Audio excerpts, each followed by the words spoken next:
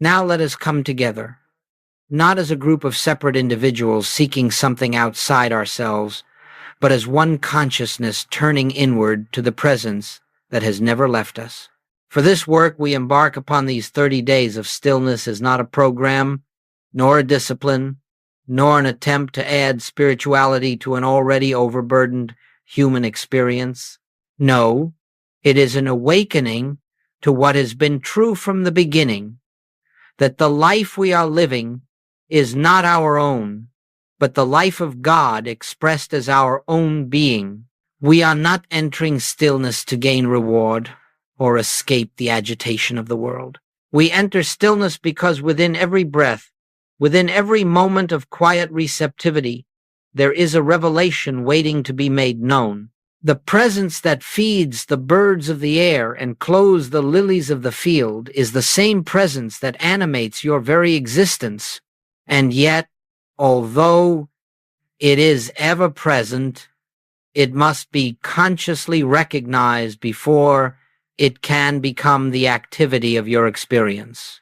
You see, the world has taught us to look outward for peace, outward for supply, outward for direction, outward for safety. But the infinite way teaches us that all such seeking is a wandering in shadows, for that which we search for lies already at the center of our own consciousness.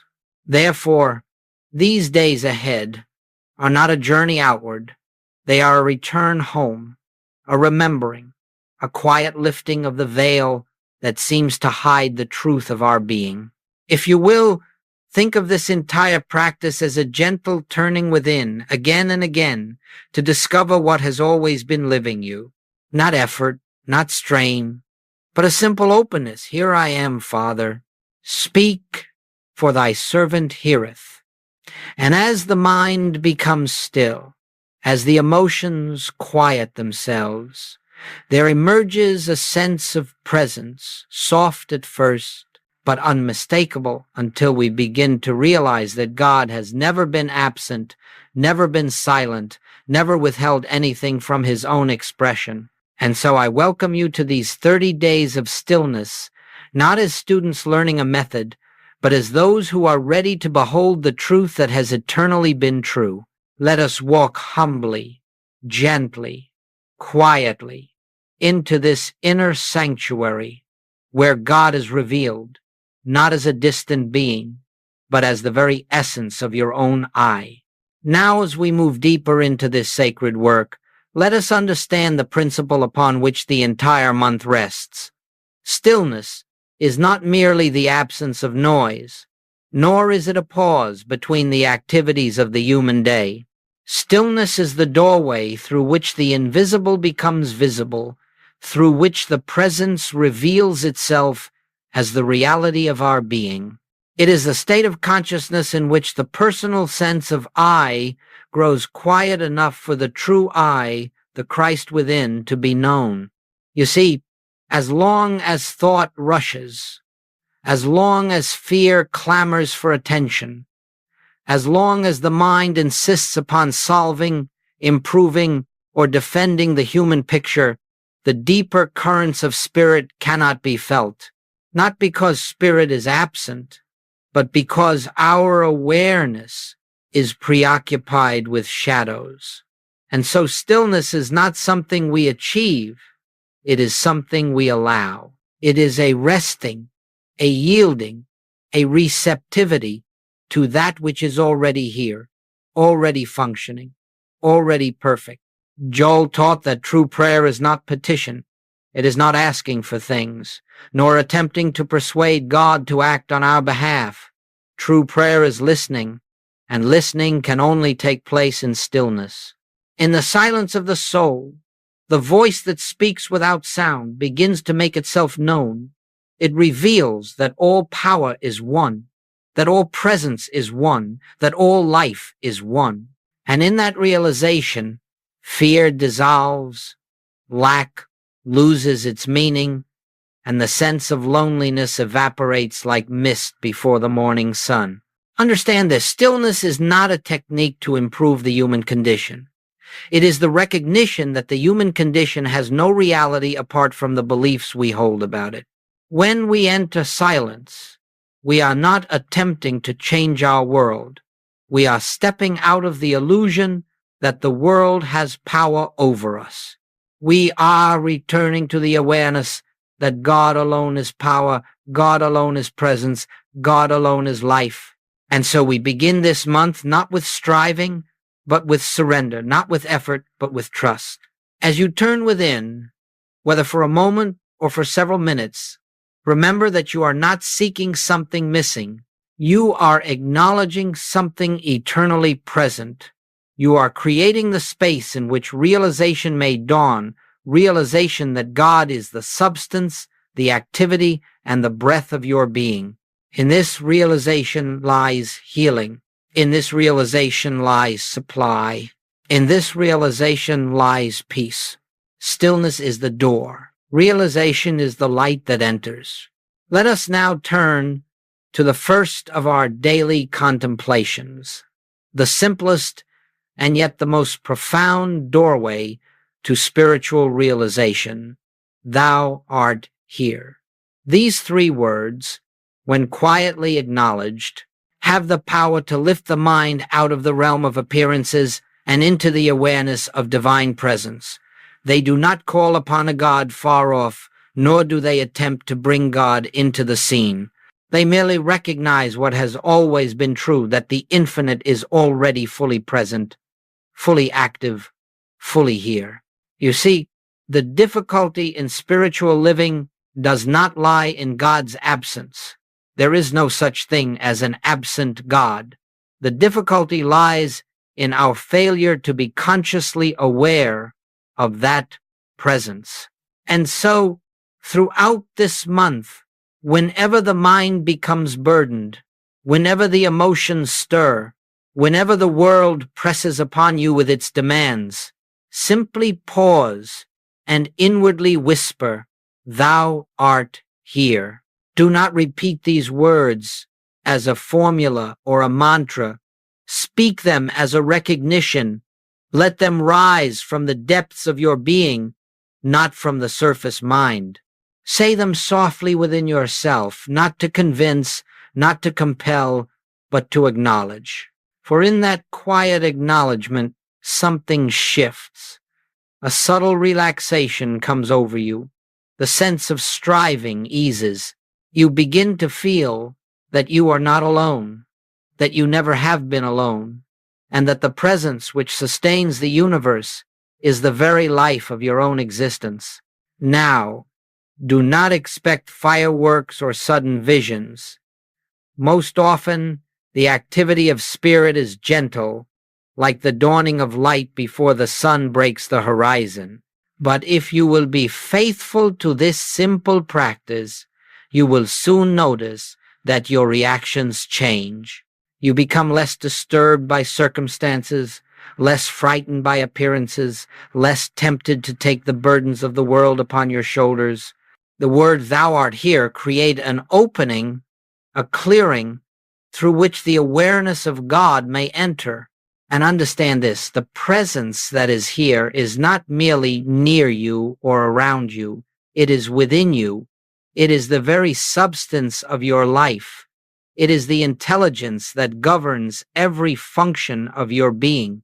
When you say, "Thou art here," you are not calling upon an external deity. You are recognizing the Christ within the I that I am. Try this often.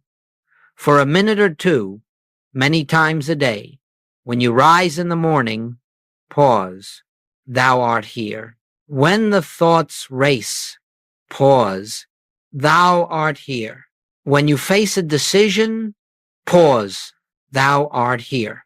When you feel alone, misunderstood, weary, pause. Thou art here. Slowly the words will fade, and in their place will be a feeling, an inner assurance, a quiet peace, an invisible companionship. This is the beginning of the month's unfoldment, the first step into the sacred sanctuary of your own being.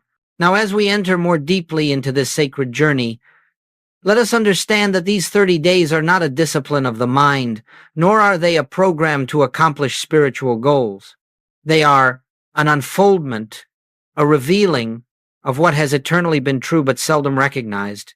Each day offers not a new truth, but a new opening to the same truth, the one presence, the one power, the one life, expressing itself as your very being. You may notice in these weeks ahead that some days feel effortless. A line such as "I and the Father are one" may lift your consciousness instantly into quiet assurance. On other days, the mind may resist, the emotions may stir, and the world may pull insistently at your attention. But understand this: both the easy days and the difficult ones are part of the same unfoldment. The surface mind may fluctuate, but the activity of spirit does not. It works within you whether you feel it or not. And so we use these 30 contemplative lines not as affirmations to change our human experience, but as invitations, doorways for the light within to shine more freely. Whether it is, "I live, yet not I," or "The kingdom is within," or "My peace I give unto you," or "I am the place where God shines forth." Each line carries within it a spiritual seed. You do not need to analyze it. You do not need to force understanding. You simply hold it gently in consciousness, like placing a seed in fertile soil. Then you step aside and allow the invisible to do its work. Throughout this month, approach each day with fresh receptivity. The truth never repeats itself in the same way. The mind may repeat words, but realization is always new, always living, always spontaneous. One day, the line "there is only one power" may appear to address fear. Another day, it may speak to your sense of supply. On yet another, it may dissolve the subtle belief that you can be separated from God for even an instant. You see, the power is not in the words. The words are merely symbols, markers that point to an inward reality. If you allow them to rest softly in your awareness, you will find that the words fade and the silence beneath them begins to speak. And it is the silence, not the statement, that heals, reveals, restores, and transforms. Therefore, do not rush through these 30 contemplations, nor judge the results by appearances. Spiritual unfoldment is seldom noisy. It does not announce itself. It moves gently, imperceptibly, like the tide that rises without sound. Yet one morning you awaken and you know something has changed. The weight you carried is gone. The fear no longer has a voice. The sense of loneliness has evaporated. You feel accompanied, upheld, guided. This is the fruit of daily stillness. This is the fruit of quiet recognition. This is the fruit of 30 days spent turning within. And though you may not see the entire transformation while you are in the midst of it, the unfoldment is taking place nonetheless. The spirit within you never sleeps. Its activity continues even when you are unaware of it. Our task is simply to present ourselves each day open, receptive, available, and allow the inner light to reveal itself in its own way, in its own time, in its own perfect fullness. Now, as we continue in this sacred practice of daily stillness, something subtle yet profoundly transformative begins to take place within you. It does not arrive with fanfare, nor does it announce itself with emotional excitement. It comes quietly, as a gentle movement of the spirit, a soft unfolding of awareness that Joel called the inner hearing. You see, the spiritual life is not lived through the human mind. The human mind is an instrument of analysis, of memory, of reason, and all these have their place in the world of appearances. But they cannot touch the infinite. They cannot grasp God. They cannot reveal the presence. Only the inner ear, that deep faculty of spiritual discernment, can receive the impartation of truth. And this inner ear awakens not through effort, but through silence. As you sit in stillness, whether with the words, "Thou art here," or "I and the Father are one," or any of the contemplations we shall explore this month, you are tuning your consciousness to the frequency of spirit. You are creating the conditions in which realization may dawn.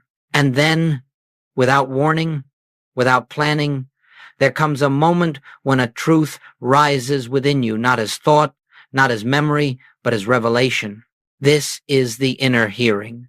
It may come as a deep sense of peace, unconnected to any circumstance. It may come as clarity, a sudden knowing of what is right without any reasoning.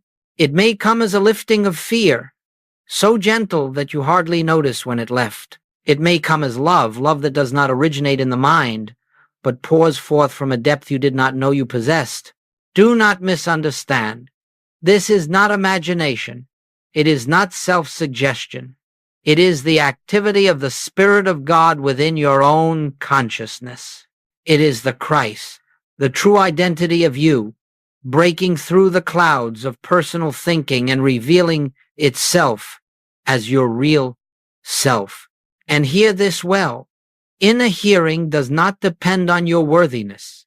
It does not depend on your purity of thought, nor on your emotional harmony, nor on your spiritual accomplishments. It depends only on your willingness to become still, still enough for the noise of the world, the noise of fear, and the noise of personal striving to subside. When the mind is quiet, even if only for a moment, the inner ear opens. When the heart is receptive, even if only slightly, the light of realization enters. When you cease trying to reach God, God reveals himself as the very being you have never ceased to be.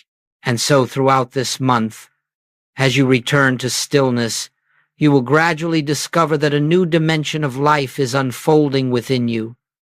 You begin to sense that guidance is no longer sought from the outside. It arises from within.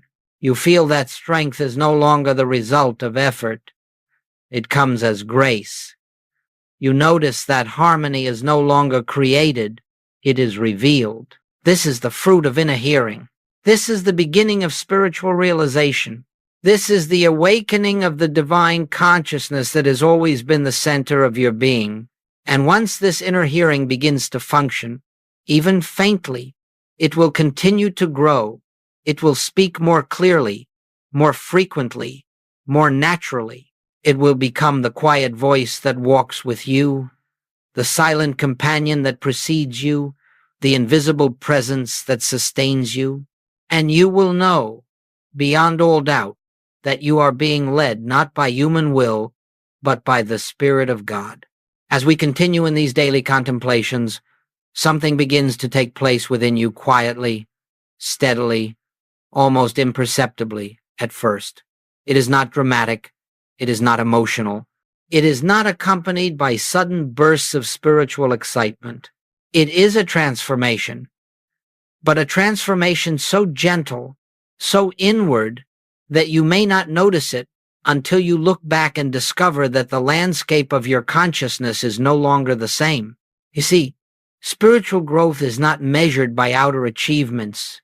It is not measured by visions, nor by sensations, nor by changes in circumstance. It is measured by the degree to which the personal sense of self yields to the realization of the presence within. And this yielding happens slowly, tenderly, through the simple act of stillness. One day, you will discover that situations which once disturbed you no longer hold the same power. You will find that the reaction which once sprang up instantly, fear, irritation, anxiety, has lost its foundation. A space has opened within you, a stillness that meets the world with peace rather than resistance. This is not something you have done. It is something that has dawned through grace. Another day, you may notice that the sense of loneliness has begun to fade. You feel accompanied, upheld, guided, even in moments when you appear to be physically alone. There arises a gentle assurance you are not walking this path by yourself. The presence that you have acknowledged in stillness reveals itself as the companion of every breath, the intelligence behind every step. You may also see changes in your sense of supply. You no longer look outward to people, circumstances, or opportunities as sources of your good. Instead, you begin to feel that supply is a flow, an unbroken, invisible rhythm of ideas, opportunities, and right activity flowing from within your consciousness. The fear of lack loosens its grip, not because you have acquired more, but because you have recognized that the infinite source is the very life living you. In your relationships, too, the transformation expresses itself. You begin to behold others not as personalities to accept or reject, not as bodies to please or challenge, but as the same Christ expressing through different forms. You begin to understand what Joel meant when he said, "I am you and you are I." For the more you recognize the presence within yourself, the more naturally you recognize it in others. Perhaps most profoundly, your longing for spiritual results begins to diminish. You become less interested in what stillness can bring you, and more devoted simply to abiding in the presence. The desire for experiences subsides, and in its place arises a contentment, a quiet joy, a sense of completeness that is not dependent on anything external. And here is a mystery. The very moment you cease seeking results, the results begin to appear, not as the world gives, not as rewards, but as manifestations of a consciousness aligned with God. All of this happens gradually, silently, like the soft turning of a season. You may not feel the change as it occurs, but you will awaken one morning and discover that your consciousness has been lifted.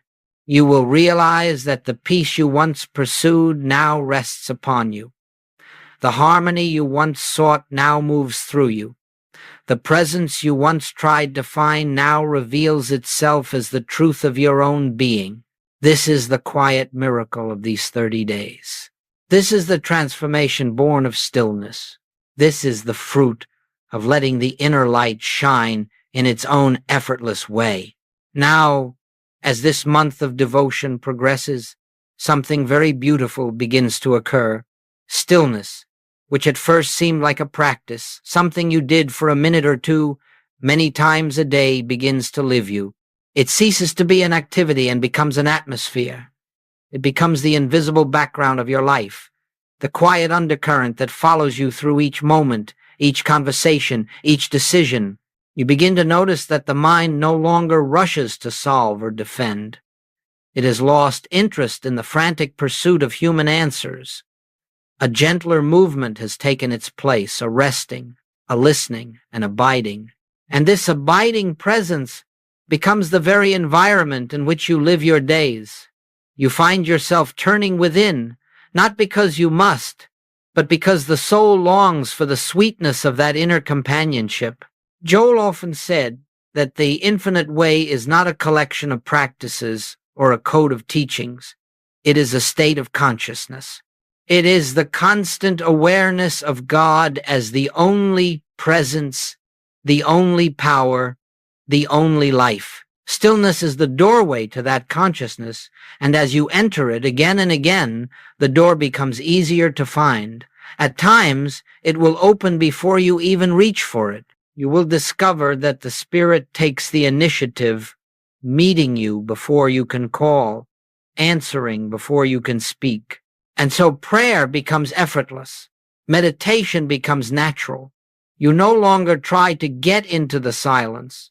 Rather, you realize that the silence has always been there, waiting for your recognition. You cease striving for spiritual experiences. You cease seeking mystical states, The search dissolves. The seeker dissolves. And what remains is the presence of God, quietly expressing itself as your own being. As this deepening continues, you will feel a profound shift in how you approach the world. You no longer bring truth into a situation to change it. You bring consciousness. You bring the awareness that God is already there. You walk into the meeting, the conversation, the challenge, the unknown, not as a human seeking divine help, but as the transparency through which divine harmony reveals itself. Stillness becomes the lens through which you behold the world. Stillness becomes the sanctuary you never leave. Stillness becomes the assurance that God is living your life. And this realization frees you. You no longer live by the clock or by external demands. You live by inner guidance. You move when the Spirit moves. You rest when the Spirit rests. You speak when the inner voice speaks. You remain silent when it is silent. Every action becomes an extension of the presence, not an assertion of the personal self. This is the point at which stillness has matured from a practice into a way of life. You walk in the world, but not as one burdened by the world. You move through human scenes, but not as one subject to them. You live in the awareness that the kingdom of God is not a future attainment, but the ground upon which you stand, the breath you breathe, the life you are. And so, beloveds, do not be concerned with how far you have progressed. Do not measure your spiritual maturity. Simply remain faithful to the inner turning, and the inner turning will carry you effortlessly into the deeper waters of realization. For it is not you who accomplish this work. It is the Spirit within you, fulfilling its purpose through the quietness of your surrender. Now, as we come toward the heart of this month-long journey, a deeper revelation begins to dawn, one so simple, so clear, so liberating that it dissolves years of spiritual effort in a single breath. It is the realization that you are not the one living your life. God is the life that is living you. This is not poetry. It is not metaphor. It is not a comforting thought meant to reassure a troubled mind. It is truth pure, unadorned, unqualified. When the personal sense of I becomes still, when striving ceases and silence is allowed to permeate the soul, you begin to perceive that all the while, beneath the surface of your human doing, an invisible presence has been conducting the true activity of your life. Consider for a moment the way a flower opens in the morning sun. It does not try to open. It does not force itself to bloom. It simply yields to the invisible life within it. That life is its intelligence, its purpose, its direction. So it is with you. The life you believed belonged to your human personality has never been yours. It has always been the expression of the infinite made visible through you. When Joel said, "I can of mine own self do nothing," he did not speak of helplessness, nor was he confessing weakness. He was expressing the highest form of spiritual recognition that the personal sense of self has no power, no wisdom, no life of its own, and yet, when it yields, the divine self, the Christ, the I Am, shines through with effortless grace. In the stillness, you begin to sense this great truth. You notice that inspiration arises without your thinking. Solutions present themselves without your seeking. Strength appears without your effort. And you come to realize that all along, the Father within has been the source of your every breath, your every intuition, your every moment of harmony. This realization lifts a tremendous burden from your shoulders. No longer are you attempting to guide your own steps, to secure your own supply, to heal your own body, or to direct the course of your life. The responsibility is released not into chance, not into fate, but into the hands of the very presence that is living you. Life becomes a listening. Action becomes the natural expression of inner guidance. prayer becomes a recognition rather than a request. Harmony becomes the atmosphere in which you live, and with this realization comes an even greater truth. The problems you thought you had were never yours to solve. They belonged to the personal sense of self, which was never your true identity. As the false sense dissolves in the light of this realization, the problems dissolve with it. Shadows vanish when the light appears, not because they were overcome, but because they were never real to begin with. This is why Scripture says, "It is the Father within me who doeth the works." It is not a statement of humility, but of spiritual fact. When you yield to this inner activity, you do not become passive. You become transparent. You become the place where God shines forth, the instrument through which divine harmony is made visible on earth.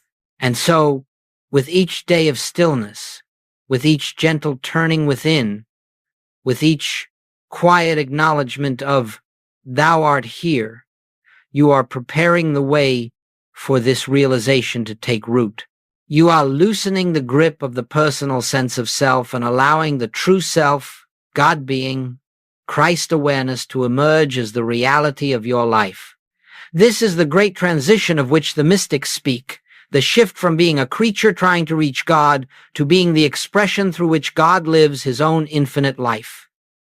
It is not a future attainment. It is the truth of you now, awaiting only your recognition.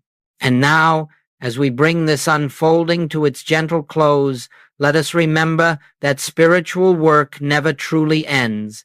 It does not conclude with the final word of a lecture or the closing of a book. For the activity of spirit is continuous, ceaseless, and eternal, and it moves within you whether you are aware of it or not. The stillness you have touched in these contemplations is not confined to these moments. It is the very ground of your being, ever present, ever available, awaiting only your recognition. Beloveds, take with you this simple assurance. You are safe, not because the world is stable, not because conditions are favorable, but because the presence that lives you is infinite, unchanging, and whole. You walk in the everlasting arms, held by a love that has never wavered and will never withdraw. No problem, no appearance, no condition of this world has the power to separate you from the life that is God expressing itself as you. Carry forward the stillness you have gathered here, not as a technique, but as an atmosphere of consciousness. Let it go before you into every circumstance of your life. Let it surround you in your moments of uncertainty. Let it lift you in times of fatigue. Let it reveal to you again and again that you are never facing anything alone. The presence walks with you as your own being, and it knows the way. When the mind grows noisy, return for just a moment to that awareness we have practiced. Thou art here. When fear whispers its illusions, answer softly, I and the Father are one. When you feel the weight of the world, remember, I am the place where God shines forth. Let these words become gentle reminders, not affirmations of something hoped for, but recognitions of what already is. As you continue beyond these 30 days, you will find that the inner hearing grows clearer, the inner peace deeper, the inner guidance surer. You will discover that the life you are living is not yours to manage, but yours to behold as the unfolding of divine grace. And you will walk through your days, not as one struggling to reach God, but as one in whom God is already living, already expressing, already fulfilling his own infinite purpose. And now, let us rest for just a moment in the silence together, not to seek, not to ask, not to accomplish, but simply to be and to know. Thou art here. All is well. Peace abides. May the grace of the infinite go before you. May the light of the Christ shine within you. And may the presence that is your very life be revealed to you more deeply with every passing day.